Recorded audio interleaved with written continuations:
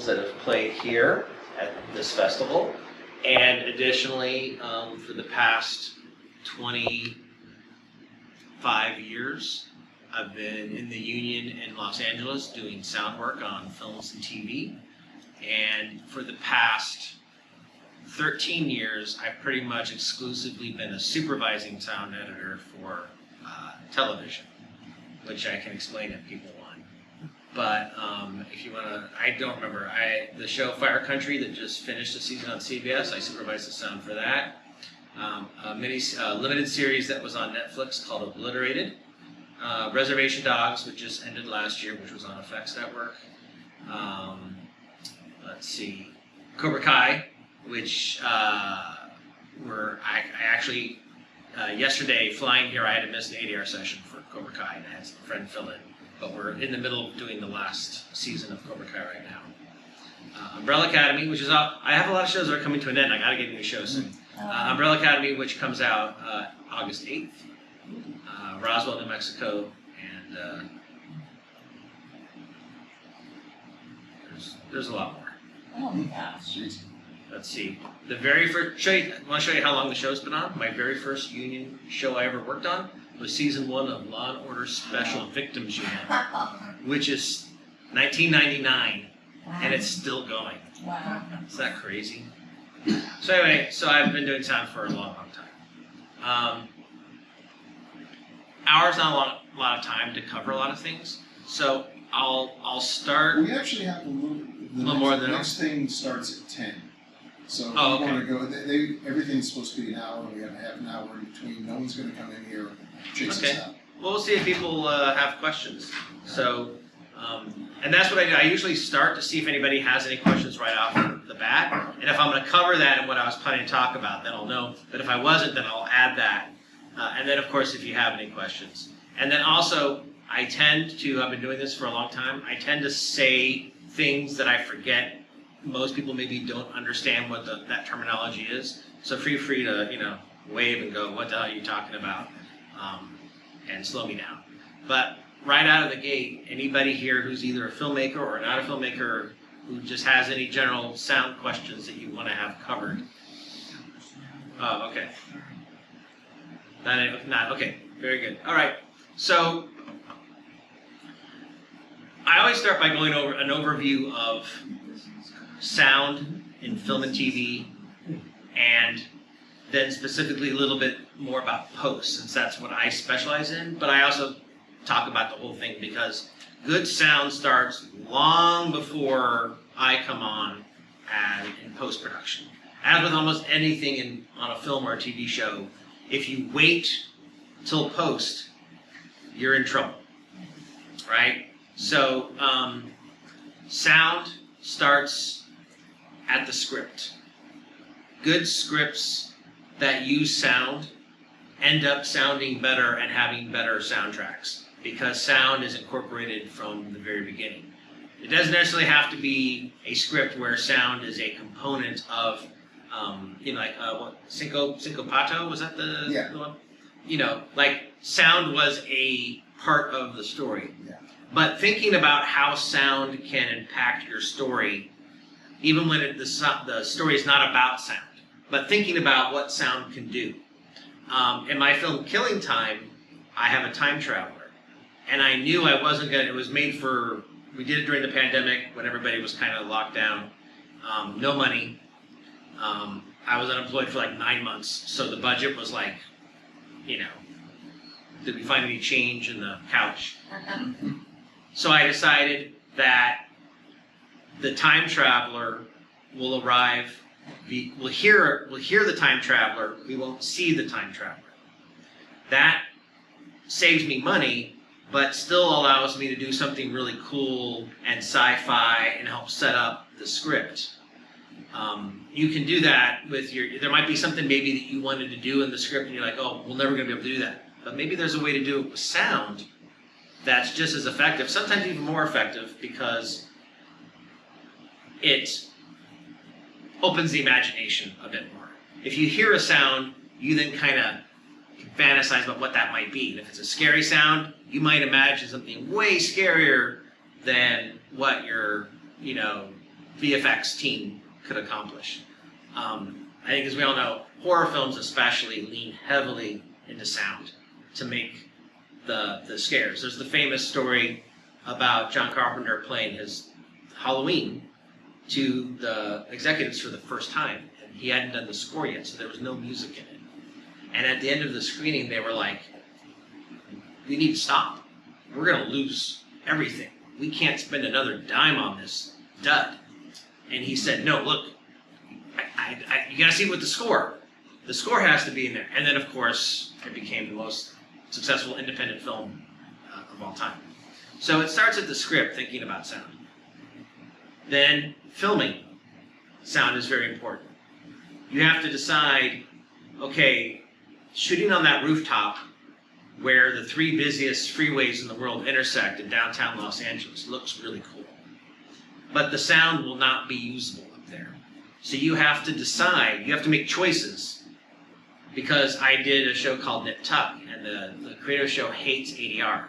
And he filmed in downtown Atlanta rooftop right where the 110 and 10 freeways intersect. And when we spotted the show, I said, well, we're going to have to loop that whole scene. And they said, but Ryan hates ADR. And I said, well, then Ryan should not have shot the scene on that rooftop. And we saved the day, and we did amazing work in ADR. And when we played it back, he said, I thought you were going to have to loop it. And I said, we did. You just couldn't tell. But myself and my team are very expensive. Independent filmmaker, could not afford me, the supervising sound editor in LA. So you have to decide what's more important to you, getting the visual or getting the sound when those type of scenarios come up. Or is there a creative way to get around it? Or understand that when it comes time in editing, you might have to bring all those actors in and do ADR with them and work. And if it's a very emotional performance, that might be a lot of time and a lot of energy. Maybe it's worth it to get that visual. But you got to think about it ahead of time and know what you're doing. More often than not, no one ever pays attention to sound when they location scout. They film it, and then they get to post, and they're like, well, why does it sound so horrible? And how are we going to fix it? So you got to think about those things as you're filming. The romantic love scene, yes, like right next to the airport. Yeah. It's really cool to see them kiss as a jet plane flies by behind them. But if really important dialogue is being said. The other thing is getting takes with the mic close to the actors as you're filming. Nowadays, especially with multiple cameras being readily available because they're digital and they're more affordable, you might have 2 or 3 cameras going, and a lot of times you'll see films where they're getting this shot and a super wide shot at the same time. And the problem is if you have someone with a boom pole, you can't get the mic in close because you're doing 2 angles at the same time now. So another thing to think about is when you're filming, if you're doing that, can you do 1 take where you don't roll the wide camera and you just roll the tight and get 1 take with clean, good sound? That can save you so much in post-production, having 1 good, clean take.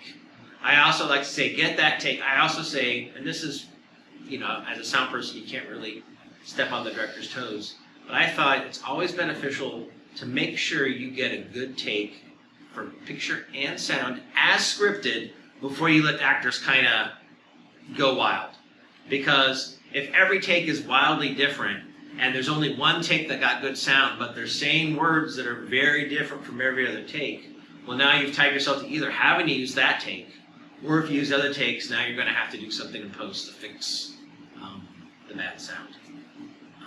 So thinking about sound as you film, a lot of people don't want to do it because you never have enough time. You're running like crazy.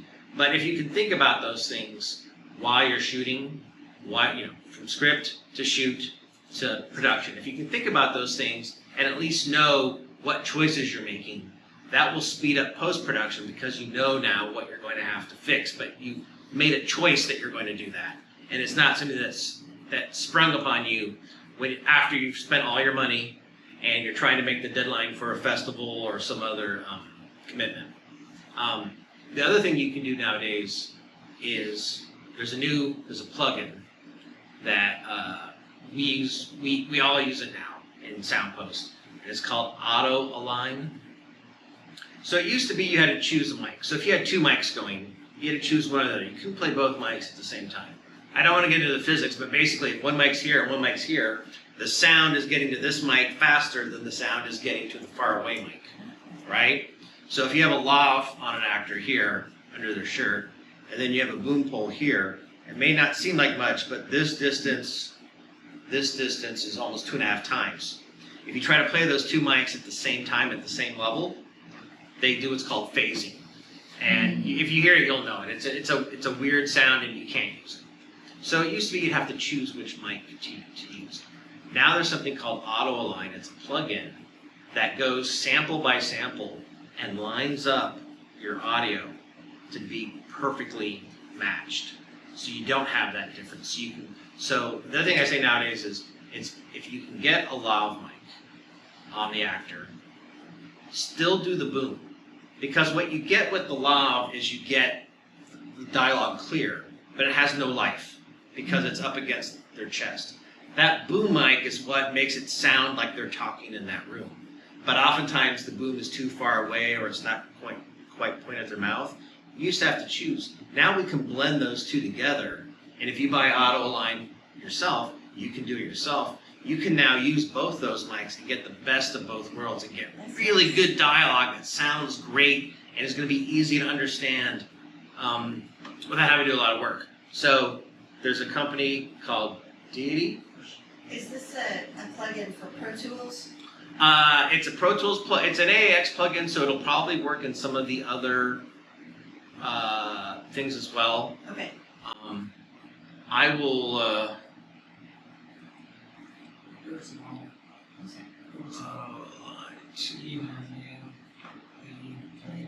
It's made by Sound Radix.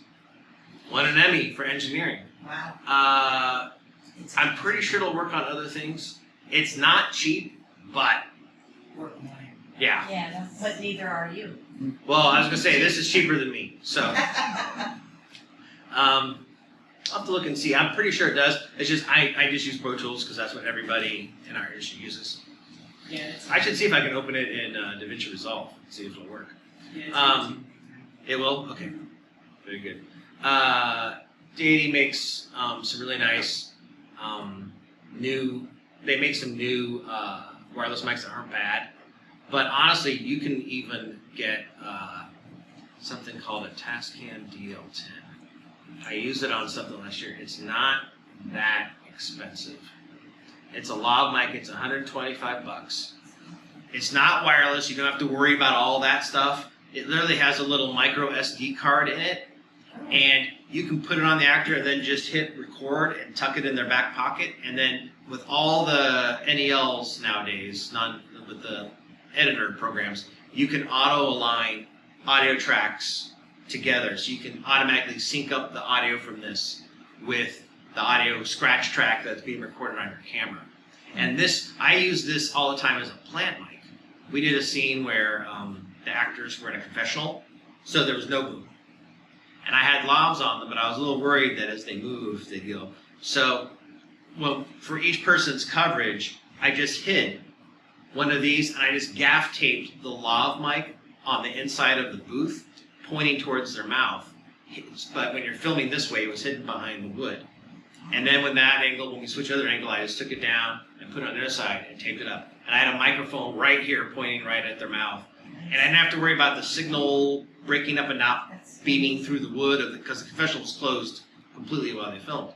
So, things like this are great ways to get good dialogue on set. And then with these new things like auto align, you can actually merge them together and get really good sound that even at the highest level productions they used to not be able to get.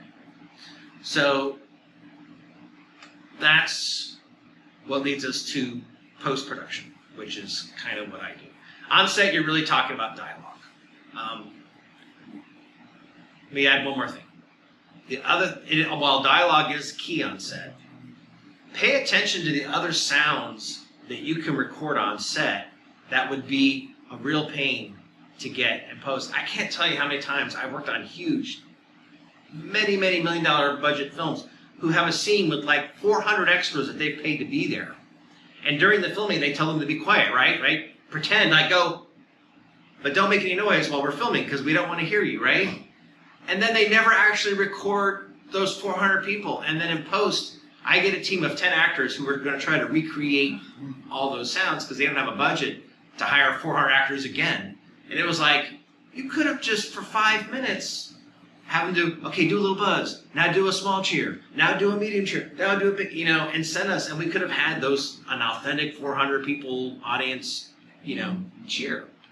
So if there's things that you have on set that are unique, we actually did, I don't know if we ended up using any of it, but we actually did, the sound guy on Quiet Moms Working walked off with the property master for about 10 minutes and took dildo chucks and got chain rattle and all the sounds on it, because that's not something you just have in your library. No, something So think about the sounds that you can record wild on set that you can use in post, because those things are going to sound more authentic, more real. You can recreate it afterwards, but oftentimes you have to take 8 layers of sound, meticulously mixed over an hour or two, Right. to recreate the sound that you had there on set had you just pointed the microphone down and got it nice and clean. Because during filming, during a take, you're always going to focus on the dialogue. The mic's going to be here at the mouth, and it's not going to be catching all those other things that might be going on around. So I just wanted to bring that. That's another important thing. No. Another thing. So now you've filmed. You're in editing. Another stage for sound. That's your sound still is important while you're picture editing. The picture editor is really the first sound editor on any film or TV show, because so much of what happens in the picture edit is going to determine what I can do as the sound editor when I get it. All the time, they will do a bad edit in a line. They'll cut from one angle to another, and the cadence isn't right. And then they'll just go, well, they'll fix that. The sound team will fix that. And then they come to me, and I'm like, well, what do you want me to do? I can see the person talking in this angle, and then I can see the person talking in this angle. So I can either make the first half not line up, or the second half not line up, or I can keep your bad edit in there. Like, I can't change picture. That was you. It's now locked. So if something doesn't sound right in the picture edit, you should investigate it there. If you're your own sound editor on low budget stuff, like usually you're everything, don't just go ahead and move on and think, well, I'll address that when I'm dealing with the sound. It's a picture. If picture and sound aren't working together right, address it while you still unlock picture.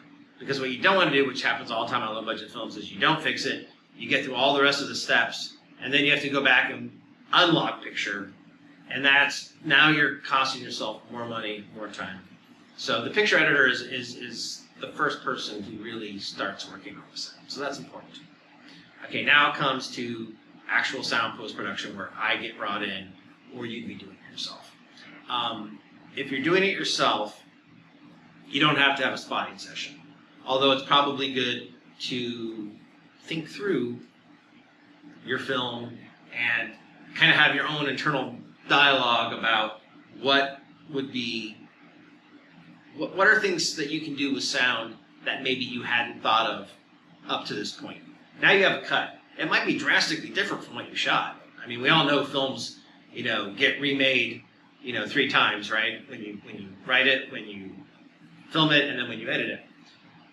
Take some time to think about, okay, what could sound do to improve, to embellish, sometimes it's even fun, what can sound do to run counter to what the story's saying, in conflict with it? That can be interesting as well. But for what I work on, I sit down with the director if it's a film, or the producers if it's a TV show, and we watch it, and they tell me their thoughts on the sound. And as I watch it, if I have thoughts, I'll talk to them about it. And we kind of come up with a blueprint of how we're going to address that sound, how we're going to address the sound. And then I have a team of editors, which is strictly because of time.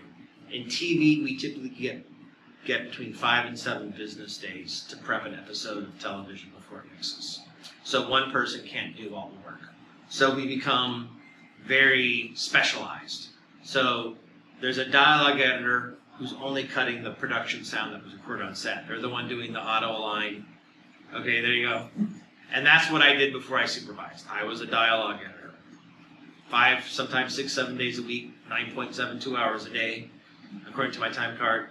I was doing nothing but cutting the production sound. Then you have the sound effects editor who's cutting, which is kind of what most people think of when they think of sound editors. Cutting the gunshots, the door slams, all the sounds, the background sounds. Sometimes the same person is also the sound designer, sometimes not, creating the sounds that don't exist in real life.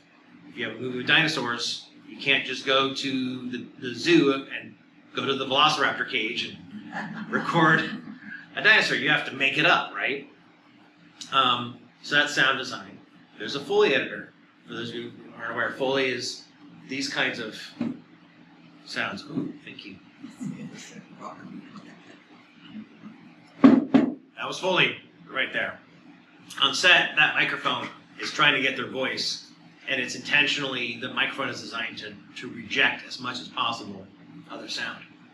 So all these sounds that I'm making, footsteps, if you're doing a walk and talk, the mic's up here at their mouth, it's not pointed at their feet.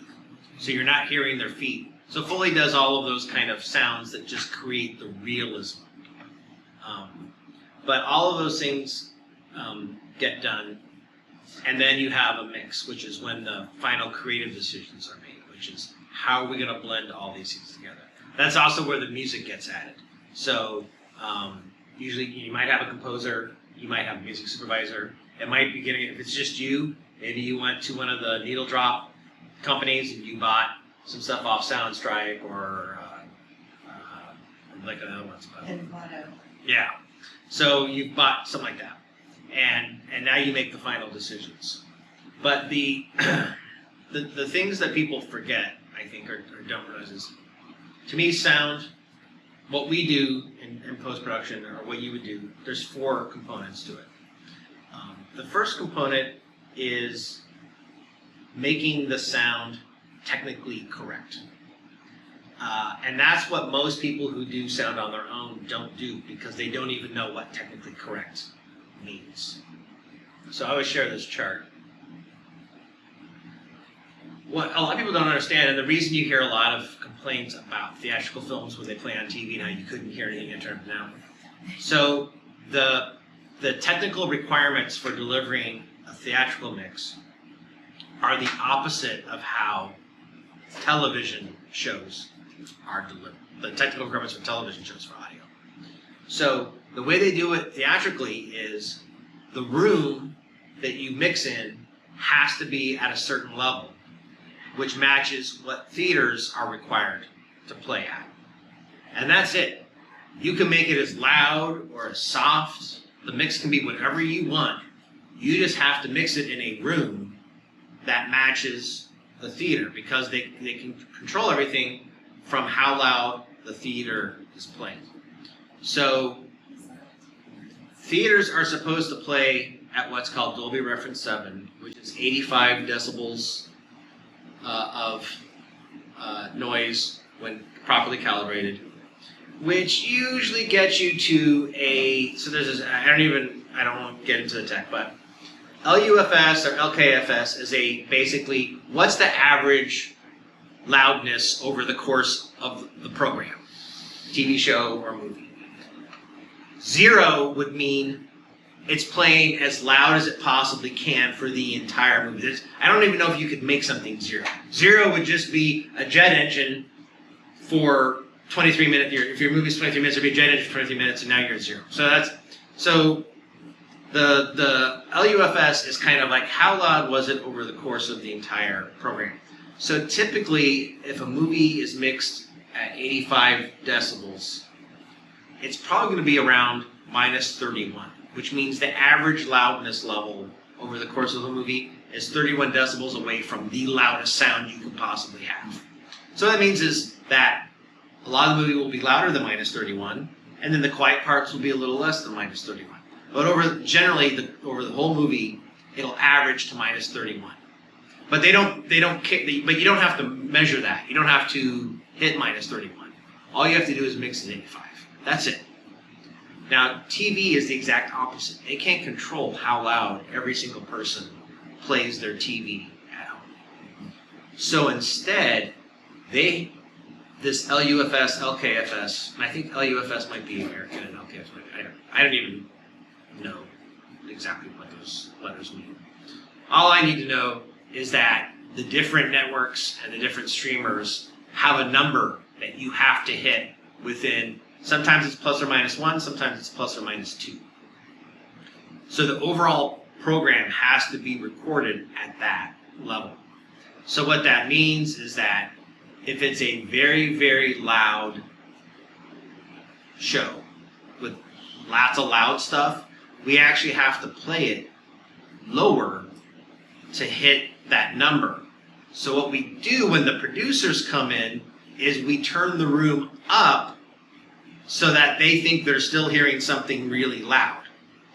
If it's a soft thing where we're going to have to raise, if it's an episode of something where they're just talking for an hour, and like no one yells and it's very conversational, we have to actually mix it louder to hit that spec. We're not allowed, it doesn't matter what the content is, we have to hit it.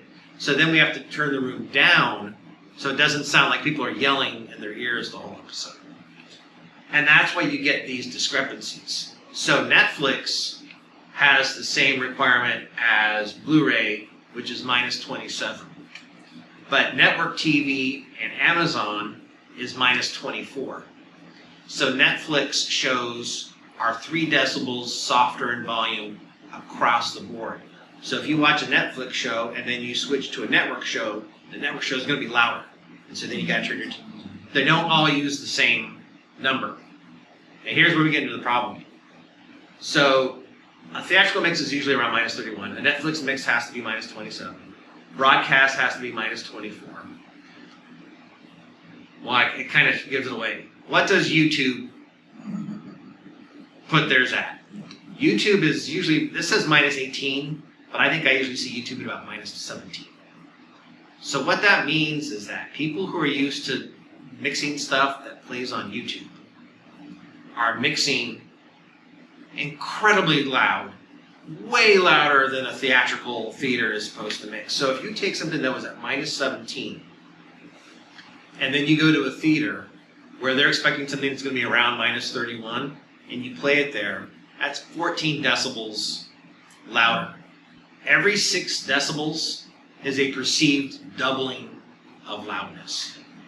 So what the problem you have with film festivals is you have a lot of short films, most of which were not professionally mixed with this in mind.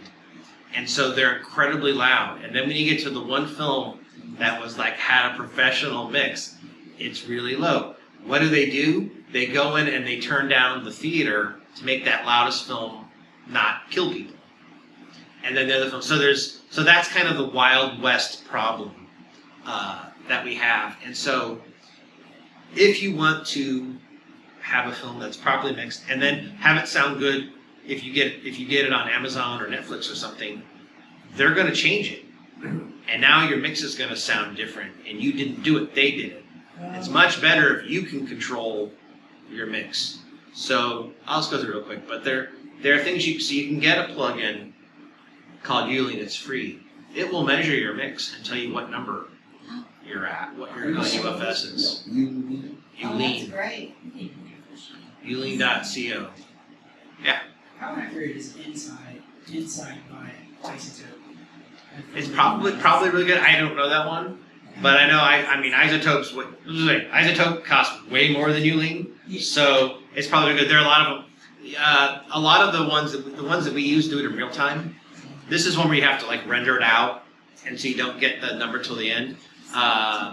The one that we use on our station, I don't remember what it's called. It might be the isotope one.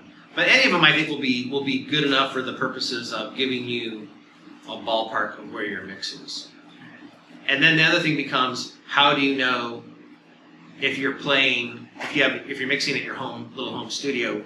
You can actually download a pink noise file, which is what pink noise is, basically noise that all the spectrums are in it. So it's everything. It's all the spectrums. And then you can go to, I put it down here. Decibel levels. Did I put it in? Oh, it's in the App Store. You can go to the App Store and you can get SPL meter, which is it used to be free, now it's $1. And put it on your iPhone or iPad. And that allows you to sit where you mix and you can play pink noise. And you can play each, if you're in stereo, you can play your left speaker, then your right speaker. And you can adjust it until it's at whichever, So 85 is theater. Usually for near field mixing, I think it translates to 82, I think. So, meaning, if you're in a big theater where the speakers are way far away, you mix at 85. But if the speakers are right here next to you, if you want a theatrical level sound, you mix at 82. That chart I showed you will list like typical, so the normal mix for TV is 78. But most of the shows I do are pretty loud, so we're usually more like 80. But that way you can check that if you play that pink noise and use that SPL meter, you can actually play your mix of your film without, you don't have to go to a professional, you can do it at home. Now you know you're listening to it at the right level. So if it sounds right to you, you're already much closer. If your speakers are really low at home, you're going to play everything really loud to make it sound right. Or if your speakers are really loud, you're going to play it really soft. So this way you know you're actually hearing, you know what you're getting, what you're going to get. I know I'm going really fast, I apologize. But I try to, if anybody wants to reach out to me, I can send you these links and stuff. So it's really, at the end I'll tell you how to find it. Beyond all that, if you want a guy who really knows what he's doing, there's a guy named Thomas Boykin. And I don't know where he has the time, but there's a lot of people on YouTube who have no idea what they're talking about. Thomas Boykin is legit, and until I do my own YouTube channel, which I'm talking about, until mine surpasses his, he has probably the best YouTube channel talking about how to actually do this. He's a union sound editor in LA. He knows what he's talking about. His YouTube videos are great, so I highly recommend it. Another thing, if you need to use it, is Soundly is a great resource for sound effects. Their library is pretty extensive, and it's pretty affordable. It's about $12 a month, but I don't know if it's a required year commitment or not. It might just be monthly. So you can literally just have it for a month, download the sounds you need, and you can type in wood door.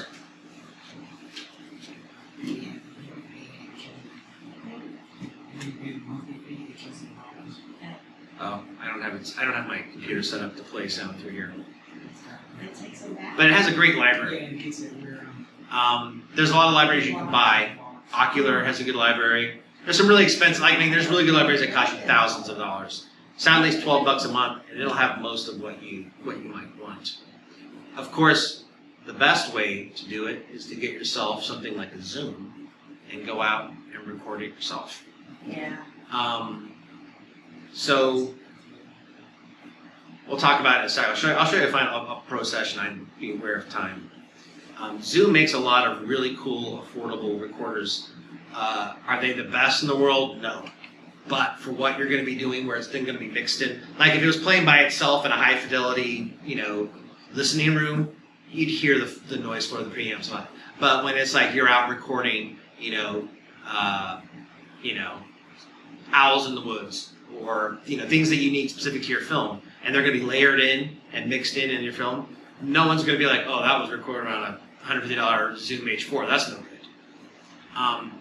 So it's very affordable now to have a really good, one of these, the H6 actually has 4 inputs. So you can actually use it as for production sound, because you can put a boom, two lavs in there, and have an actual combined mix. So you can have a 4-channel production mixer for $250. It's pretty amazing. They have one, the F6, which is what I own, which records 8 tracks and has timecode support. Wow. Which is, nowadays, timecode is great, but nowadays, if you just have traditional wooden sticks and then use any of Premiere, Final Cut Pro, DaVinci Resolve, all of them will auto-align. As long as you're using a camera that can record a scratch track with a built-in mic, they will line it up. So the days of having to line it, I did a feature film the old traditional way where I had to line up each take. I had to sync the audio on every take for an entire feature film. One at a time, lining up the mod on the stick. Was it because they didn't do the time code, or was it because they edited it first and then you had to go back? No, it was just because we were low budget and we didn't have telecine, and it was before all this automation. So I literally had to go in there on every take and find the frame where the sound was separate. So I had to find the frame where the sticks were closed, and then find where I saw the waveform, and then type in those numbers, and then lock the clips together. They do it automatic now, it was like 3 days, just 3 8-hour days. Wow. I know. Okay, so you know. I've had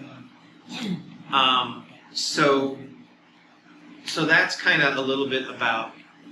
So with this gear, now we're getting to okay. Now you're editing, you're doing your sound work.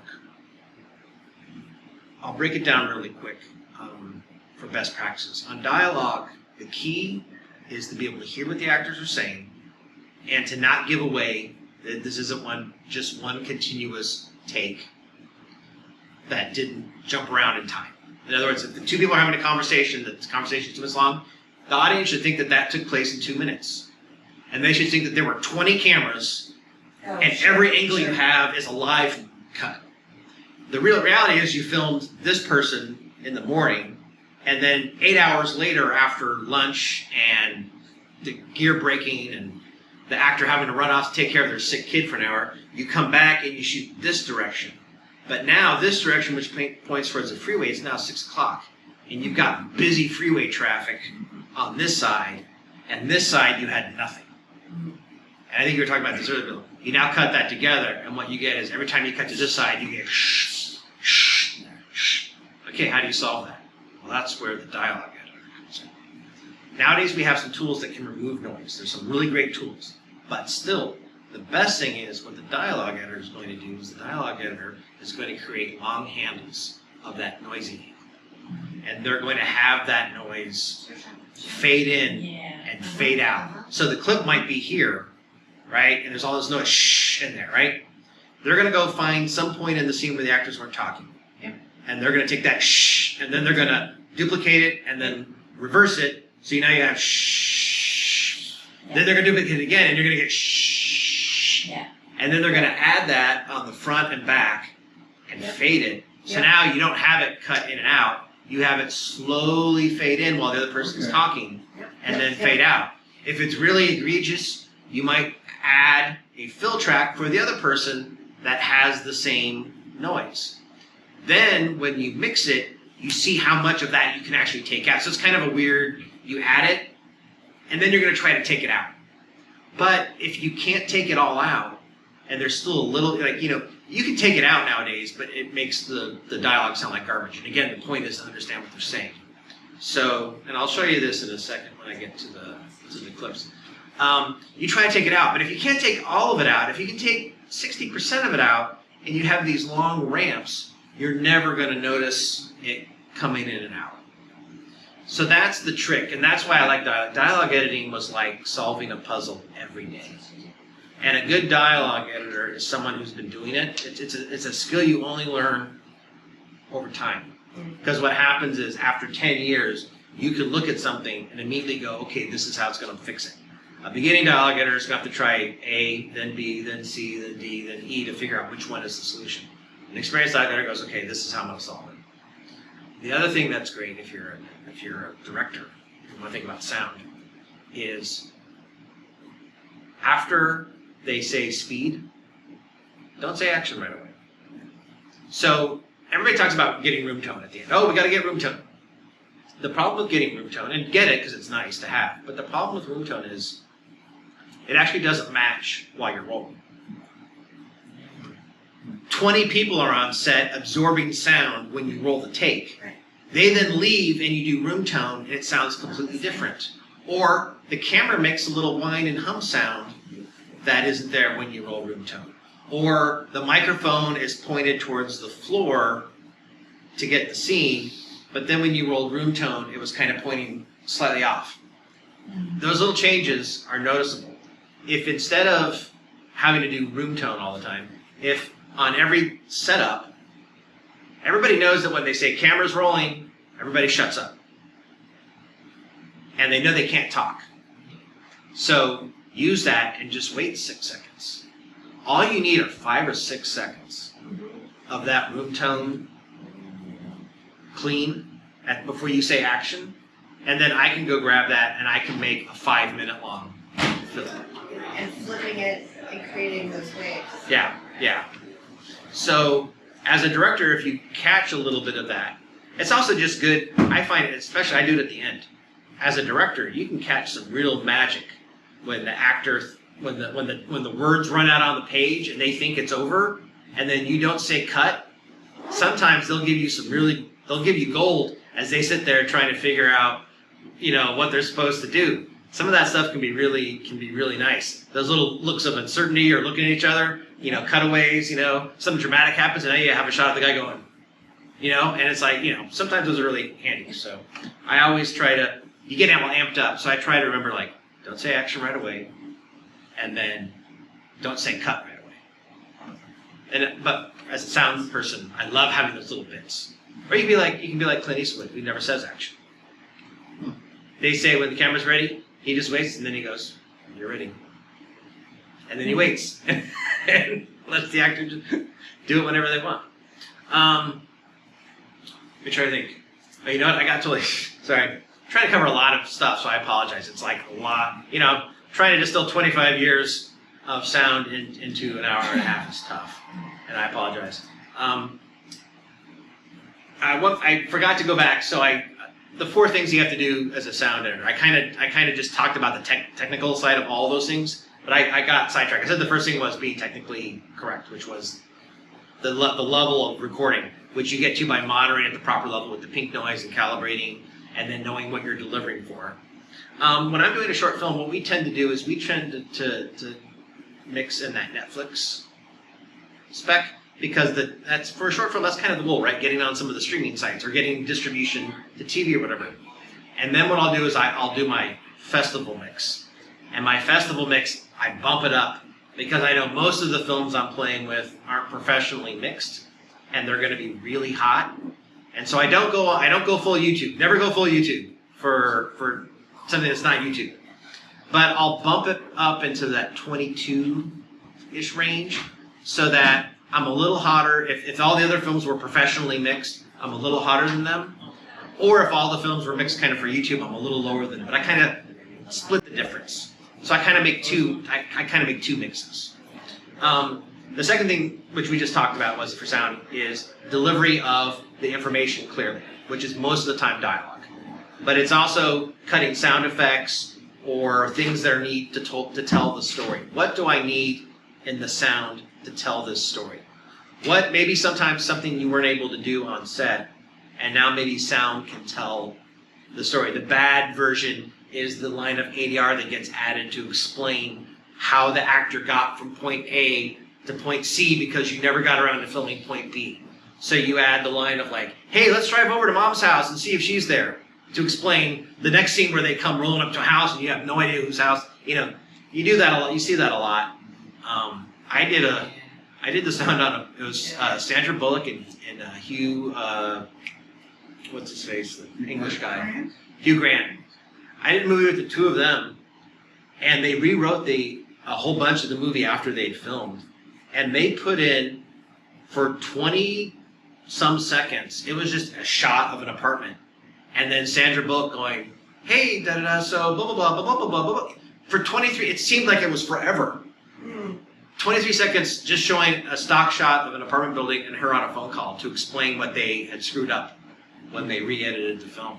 So if they can do it on a $30 million feature film, I figure we can do it on our short films. But it's better. But it's better when you do something more clever than that. But that's the second thing. Now the third thing that sound does, that it's where people kind of don't think about it, is sound creates the world of the film. So what I mean by that is, no matter how great the animation is, no matter how great the VFX are, no matter how great the cinematography is, the sound places you in that world. So thinking about sounds that make that place real. Especially important like sci-fi, where it's, if you ever seen if you watch there's a famous thing where you can see the first 10 minutes of Star Wars, and it's just a production track. They're walking on like plywood, right? It looks like, a spaceship, but it's just plywood. And when they're holding their little guns, they're like cap guns. So it has a little pop, pop, pop sound, right? So even once they add the laser fire, the original sound was just pop, pop, pop. So it sounds totally fake. And when you watch it with that sound, you go, oh, well, this isn't real. These are actors on a set. So sound creates the world. The boots on that heavy metal flooring was all added afterwards. Obviously, Ben Burtt's sound design, won him an Emmy. It was amazing. And I'm going to come back to that in a second on the fourth thing. But in addition to the showy stuff like that, whether you're in stereo or you're in surround sound, sound is the one thing that extends off the sides of the screen and gives it scope. So when you're looking at a shot of a jungle, the way you put the audience in that jungle isn't with the visual. The way you put the audience in that jungle is you hear and you hear the swoosh of the palm fronds over here, and you're in the jungle, not just looking through a window at the jungle. So thinking of sound to expand the world, and a corollary of that is making the sounds that don't exist in real life, right? In any film, the sound is what's going to make the impossible seem possible, or impossible seem possible, right? All those cheap Star Wars plastic guns and stuff look pretty silly, but the sound is what makes it come alive. And I always bring up Star Wars because it's a cliche, but it revolutionized a lot of things, but I think the thing it revolutionized most was sound design. I'll jump to that. Good sound design. Now I'll get to the sound design portion here. Good sound design is sounds that come from organic sources that you then change to become unrealistic. So the classic example would be the dinosaurs in Jurassic Park were like bears and tigers, and they were real animal sounds that they then slowed down or sped up or did things to change them up. Before Star Wars, it was often like very synthy. They would create sounds like with synthesizers or things that they thought sounded futuristic. But they also sounded very fake. The best sound design is when you can find real sounds and manipulate them to no longer sound recognizable as their original sound. But the audience will still be able to tell that that's a real sound and not a artificial man-made sound. In the new Dune movies, when the sandworm swallows someone, Mark Mangini ended up just taking a microphone and literally just swallowed a mic and recorded the mic as he was swallowing it. Now then he processed, he did all kinds of stuff to it, but it was a real sound of something getting swallowed that then got manipulated to become the sound that they used in the film. So when you can do that kind of stuff, I did a show for Facebook for a while, did original TV programming. I don't think most people know that. I did a show called Sacred Lies. And there was a scene where they never told me this, but there was a scene where the two girls are smoking weed or whatever, and they look at the bad guy. We don't know he's the bad guy yet, but we find out that he's the bad guy. And when they look at him, when we got final picture on the stage, suddenly there's this like swirling black hole in the middle of his chest, which is like they're looking at him and tripping out, and it becomes this swirling black hole. And I'm on the stage with the producer who created the show, and I was like, oh, this is a new picture. I go, what do you want there? She goes, so this should be like a swirling cauldron of all energy being sucked into his soul because he's evil and he's just sucking the life out of them, and it's going down into this pit of nothingness in the center of his heart. Give me that sound. It's like, oh, and we're already on the stage mixing, so like we're playing it back in like an hour, right? So there's no like, okay, I'm gonna go up with my recorder and find some soul sucking sounds. I'm like, I got my library. I'm like, what am I gonna do here? And what ended up working, and actually, you know, it's the first thing I presented to her, though I tried things myself. What happened? What I ended up doing, I was like, there's a swirling sound. I was like, it should be dark, and dark usually means low pitched, right?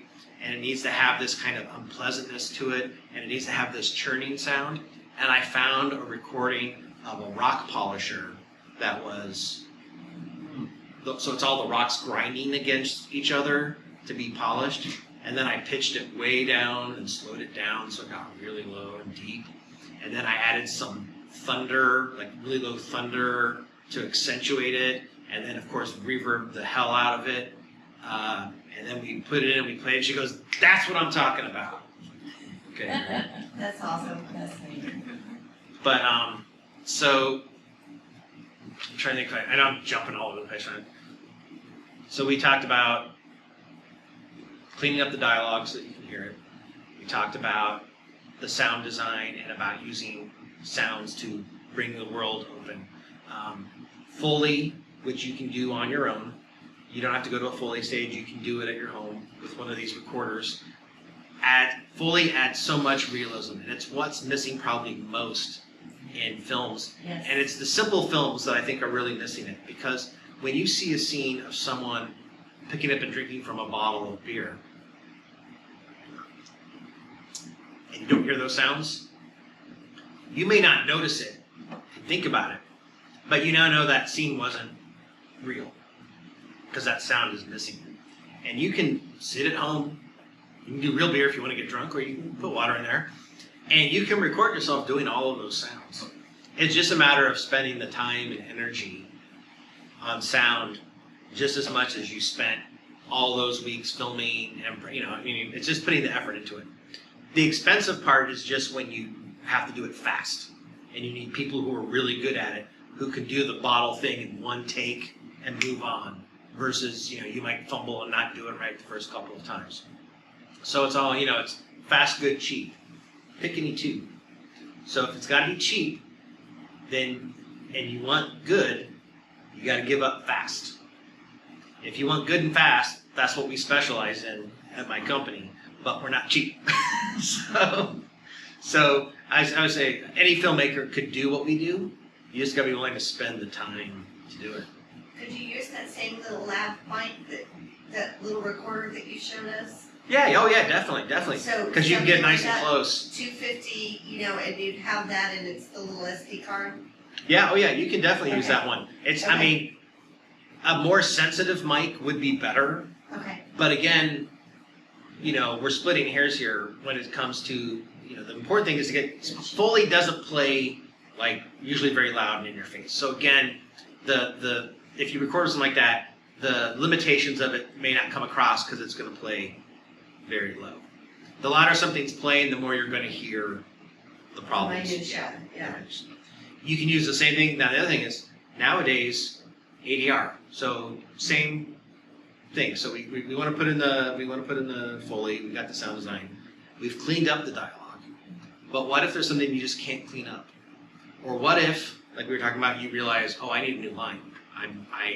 Or I got to cut out this scene. This scene's garbage. I just need something to get around this scene I cut out.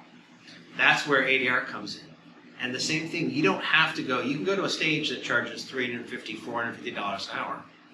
Or you can do it at home nowadays with the technology. You could take that same lav mic.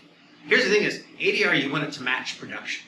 The big problem is a lot of people go to music studios to do their ADR, and they put it in front, they get one of those $4,000 Neumann voiceover mics, which is what they think they want to do. No, it's horrible because you want to match. So if you own the mic and lav that you filmed with on set, you've already got what you need. Now all you need is a place where they can watch the picture in sync, and you need a quiet booth, which you can build yourself with foam, or you can buy them. Closet. Yeah, you can do it in everybody. During the pandemic, everybody was working in their closets. And then you just have to record them, and then you just have to have a laptop or an iPad, and you play them the line. And then if it's a new line, it's better to have them play what came before, and then you just stop it, and then they say the new line. If you're trying to get them to match a line that's in sync, oftentimes it's easier, rather than having them try to lip sync to their visual, if they're just duplicating it perfectly, usually the better thing is to do what's called listen and repeat, which is just play it for them and have them listen to it and repeat it back. And that way they get the positive. So if the line is like, hey Tom, how's it going, bud? And there's that big gap there in the middle. Then they're going to try to watch it, and they're going to try to do it, hey Tom, how's it going? If instead they just hear it and you do it over and over again, you can create a loop. You can create a loop of like the line playing like 8 times with a gap in between for them to do their takes. And then they can just do it over and over and over again. That's going to get them the rhythm to be like, hey Tom, how's it going? Hey Tom, how's it going? And they can, match it. So you can do your ADR at home as well if need be. And that's great because now, or you can record it in the exact same place you originally filmed and have it match perfectly. I had an actor on Roswell, New Mexico who hurt his back and he couldn't come to the ADR stage. And we needed to do a line that was in a car. And I'm like, oh, that's going to be tough. Matching lines in a car, even when you have nice, clean ADR that's like got nothing on it, is tough. If he's like in his house with the reverb of his house on it, and then we're trying to make it sound like a car, I'm like, that's not going to work. And then my level went up and I said, can you ask him to record it in his car? Can you ask him just to make sure his car is someplace quiet and record it on his iPhone in the car? And it was the easiest line of ADR we mixed in the whole episode because it already had all of the sounds of being in the cab of the car, and it matched perfectly. So if you can't get it in an absolutely clean, sterile environment, the next best thing is to record it in the environment it was shot in, because now it already matches. But now you're able to do it without whatever caused the issue. If it's traffic, you can wait and film it at a time when there's no traffic. If it was the camera noise, or if it's a new line, or if the actor flubbed the line, now you can recreate everything. So real quick, I'm just going to show you real quick now, the fun part, because I know we're running short on time. This is Umbrella Academy. This is the final season of the last episode. This is the last episode of the prior season, season 3. I'm just going to show you real quick a little snippet of a scene. Let's see here. So this is what the scene sounded like. This is the production. So this is really just what they filmed on set. So here we go.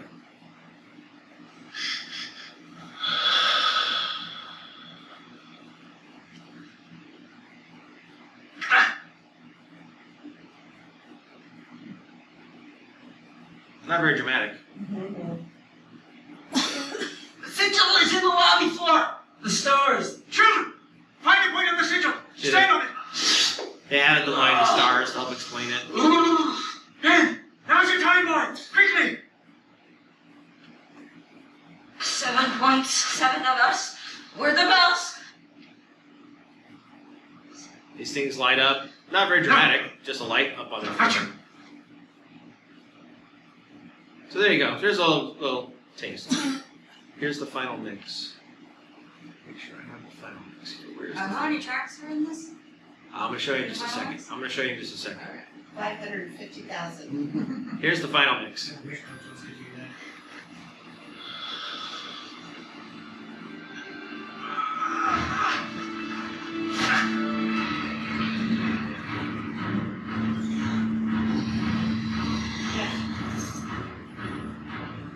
Sigil is in the lobby floor. It's the stars. Children, find a star on the sigil. Stand on it. Hey, now's your time, boy. Quickly. 7.7 of us. We're the bells.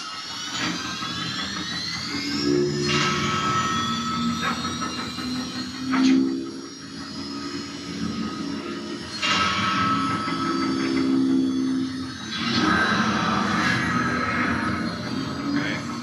So I use that as an example because it ties in a lot of the different things. There's ADR, right, of him going, ugh, as he ties off the tourniquet on his arm.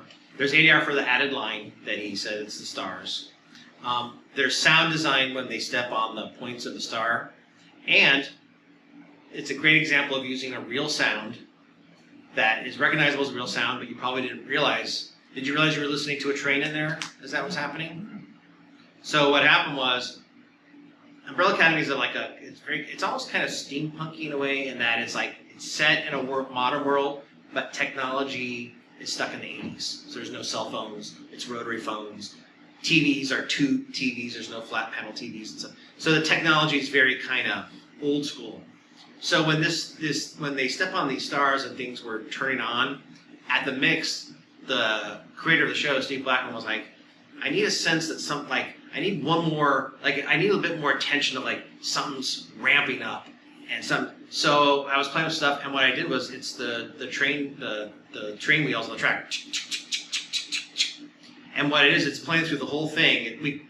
We push it in moments, but every time one of the stars turns on, I sped it up a little bit, so it goes a little higher in pitch, and it gets a little faster. So each star, it goes faster and faster and faster, and the idea is to create the sense that there's this giant machine that's about to pop out of the walls and stuff. So we're trying to get this idea this machinery that's dormant for thousands of years is starting to go. And so just using that sound, which is which is a real sound in a different environment, and then tweaking it slightly to have it kind of build and build and build, helped the scene.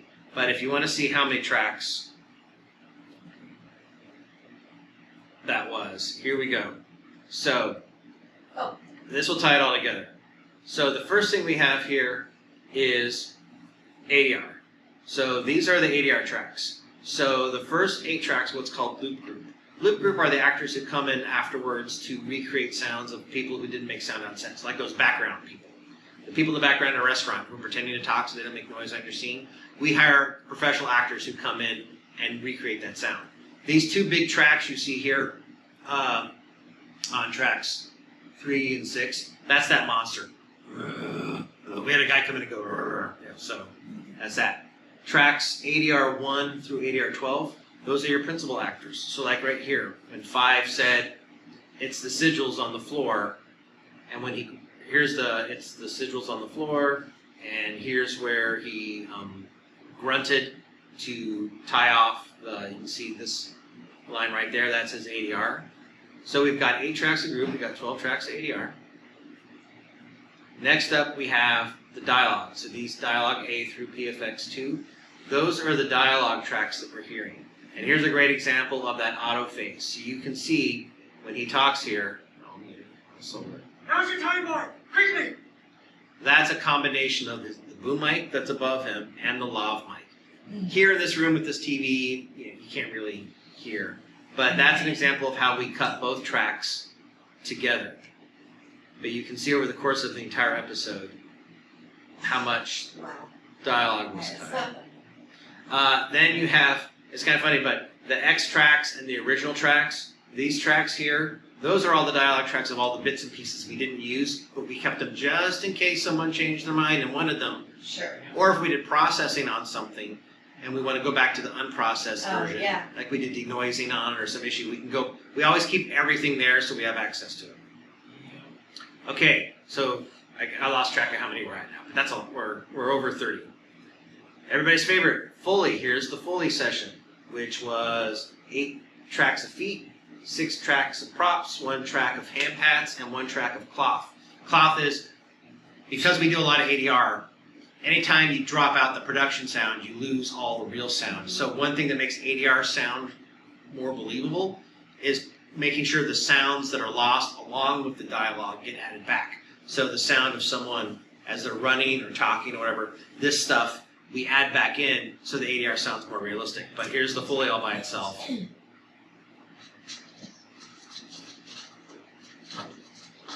All the feet moving around.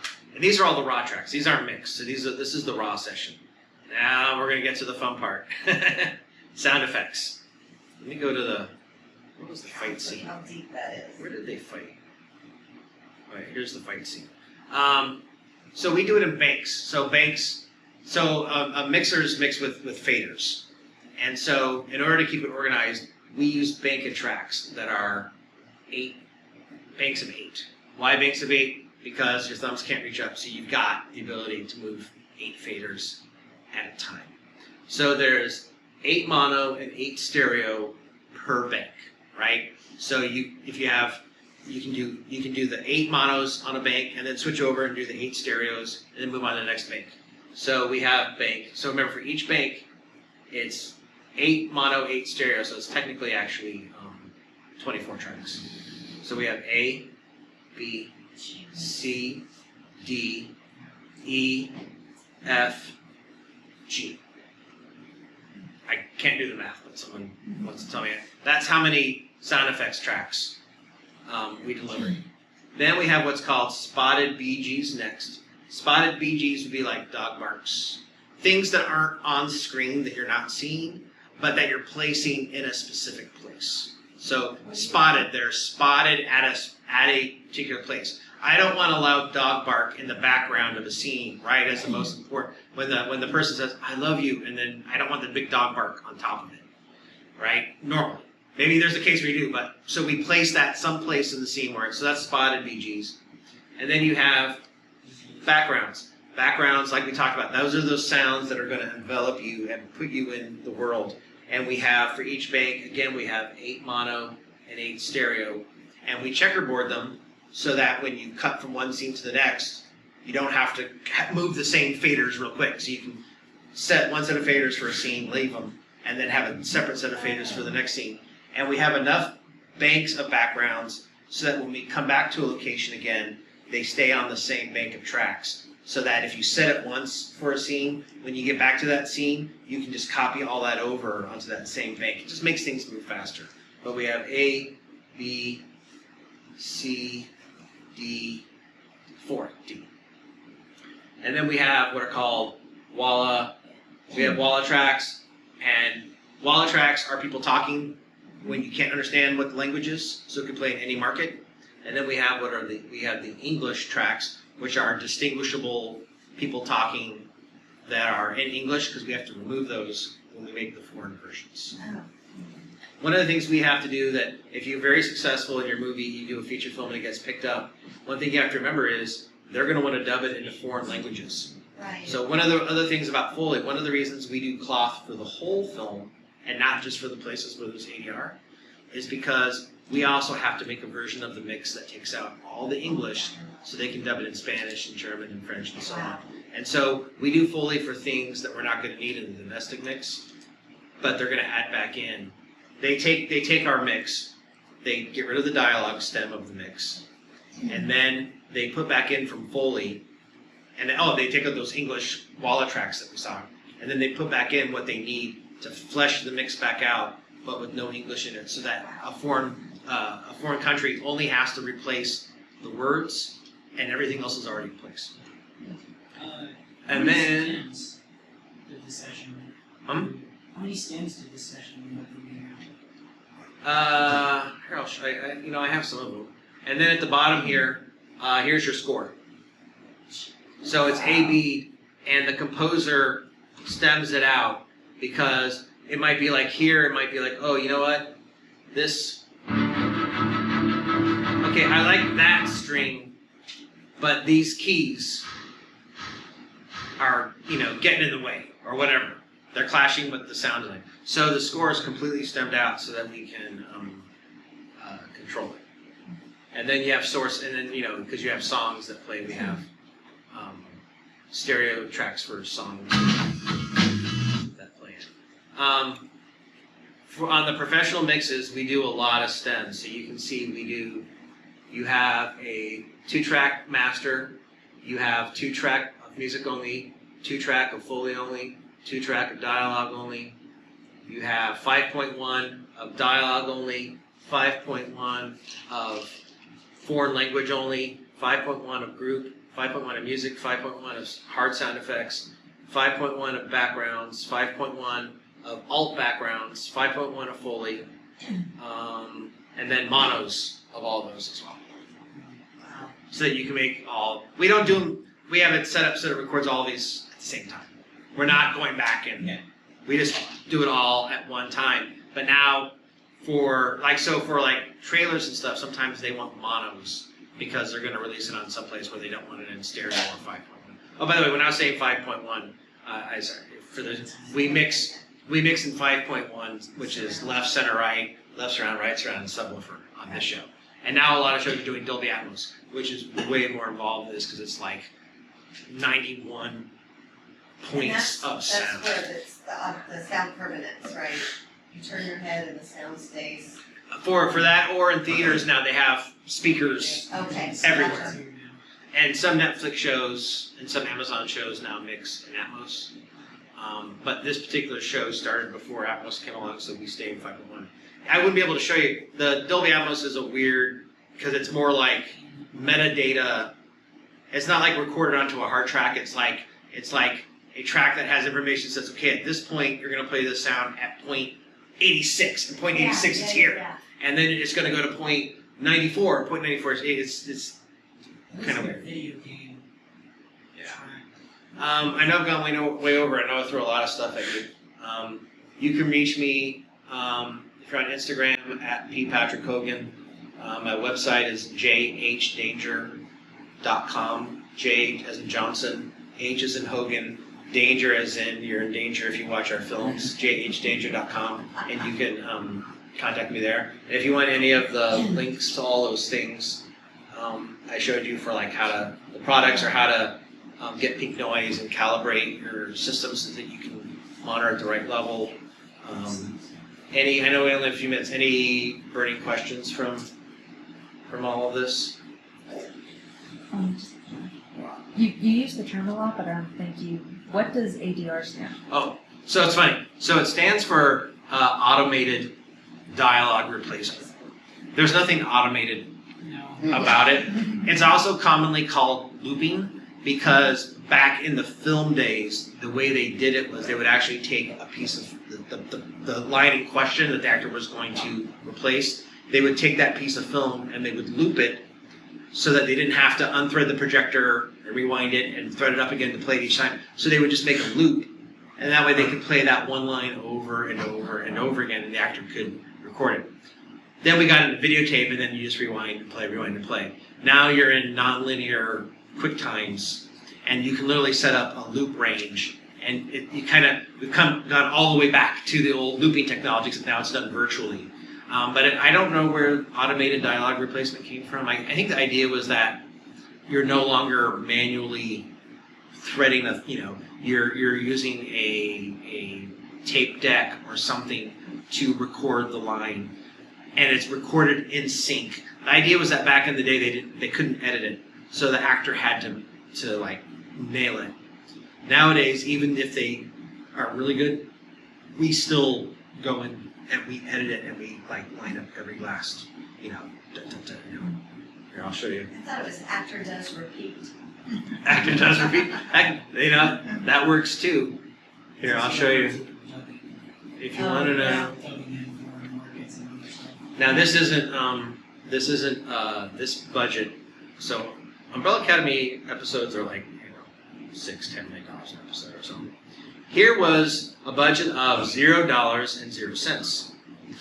So here's the 80, way less tracks. Here's the ADR for Quiet Moms Working. So even though we had,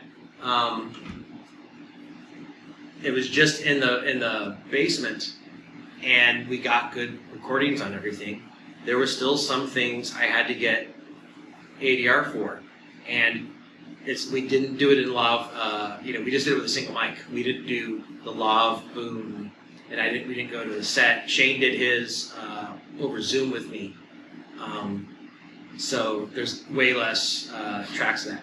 But here's the dialogue, and you can see that it's the same thing as what Umbrella Academy. I cut this myself because this is my job. So if you look in this scene right here, the top track, this is the boom mic on, right? And then here's one person's lav, and then here's the other person's lav. So this is so this is the fight scene. So this is the boom of the mother-daughter, and then there's mom's, and then there's the daughter's lav, and then down here is his dialogue when he's doing the thing. Here it is. That's great. tell you, you had such finesse in there when she was doing this with her hands. It was a combination of the squeak of the rubber and it. But you can see, but you can see even in low budget, it's the same principle. We did have lavs on each person. Sometimes it wasn't any good because he was lying flat and then he had plastic wrap over the top of it, so the boom was used more often. But because I could phase them together, so like in this scene, you'll see it's just right down here. It's just the boom. I don't have his lav on there because it wasn't really usable. And then below that, you have PFX. If you ever hear PFX that are again used because if you're going to go to foreign countries, PFX are sound effects that were recorded in the dialogue track that you like that you want to keep for the foreign version. So you put it on separate tracks because the dialogue gets cut out. You lose the dialogue stem when you go foreign. So the PFX are sounds. So that's the real sound of that drill. The drill dough. That's the real sound it made. It wasn't as funny as when we added, over here. Now you can't really hear it. But, so that's the dialogue, and then this here's the that's the original. That's the from the edit. So this is how the dialogue looked when it was done in the picture editor phase. So here's all of this, just the raw tracks, and it just cuts, and there's no handles and stuff. So this was a pretty quiet location, but here's an example. You can see here how on his, right here, I faded out, and it's fading out underneath her line. Right. You probably won't be able to tell in here. What is that? You can't really hear the room tone that's tied to it in here, but there's a little. So I had it fade out under her line. What is that? What is it? Or it's still in talking, it's a different angle. So you can see there's a little bit of fade there, so that tone just doesn't cut out. And if you look, you'll see on every single thing here, there's fades on everything. You can see this one, long fade to hide the stuff. And then we go down further. Here's the score, and again, I had the composer do it out. And there were a couple places where we took out some of the stuff in the final mix. I don't have the final mix session here in front of me, but there are a couple places where we took out some of the stuff in the stems of the music to change things up. And then here's the sound effects. So if you want to know how to make someone laugh, let's see what we got. Where are those? Sound effects went very wet with their stuff.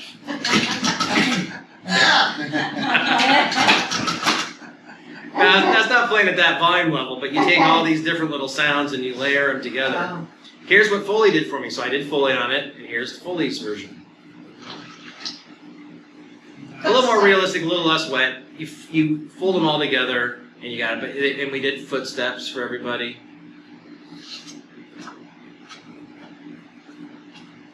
So same thing that we did for Umbrella Academy. I'm lucky in that I knew what I was doing, so I was able to do all this. But you can see it's less tracks, but it's the exact same principle. And then because the whole film takes place in one location, except for the very final scene, the backgrounds were very easy. There was one bank of backgrounds because we never leave. But even though we're just in that one location, I did mono. You can't even hear them, but they're pretty low. You always do mono backgrounds because when you do 5.1, one of the problems of people not being able to hear dialogue at home is most of them are playing it in stereo. And when you play in stereo, what happens is the dialogue is split to the left and the right, where the music and everything else is. Everything's playing out of the same speakers. In a 5.1 mix, when we actually mix it, the dialogue is playing in that center channel. The music is not, and the sound effects are not playing in that channel. The center is mostly just dialogue, and the sound effects and music are on the left and right. So if you're at home with a 5.1 system, your ears are much better at going, oh, the dialogue's here, and it's not this, and it's not this. It's just here. So you're able to localize where it is. So it's not just a volume thing, it's an actual being able to physically separate it from the other things. In a stereo mix, it's all tied together. So now all you have is the volume levels, the dialogue loud enough over the music to hear it. So everybody who's listening in stereo isn't quite getting the same experience as when we initially mix it. So because of that, we cut mono backgrounds to put in that center channel so that when we have ADR, it feels like it's tied to the location because ADR doesn't have any room tone on it. Same reason we do the cloth rustle and stuff. Sure. I know that was a ton of stuff, but that's kind of some of the tricks. If anything, pay attention to sound before you even write the script. Pay attention all the way through, and you'll have a much better experience at the end. And when you do sound design, start with real sounds and figure out how you can manipulate them to create the emotion that you want. Sound is the best thing at creating emotion in your audience without them ever realizing it. Trust me, the sound. Quiet Mom's working is much funnier with that over-exaggerated floppy sound than without. And an emotional scene can be made much more emotional with sound, and the audience will never realize that you've just kind of pressed down on the scale to have them feel sad or whatever emotion you're going for. Anything else before we wrap it up? Because I know we got to switch to the... Thank you, everybody. Thank you so much.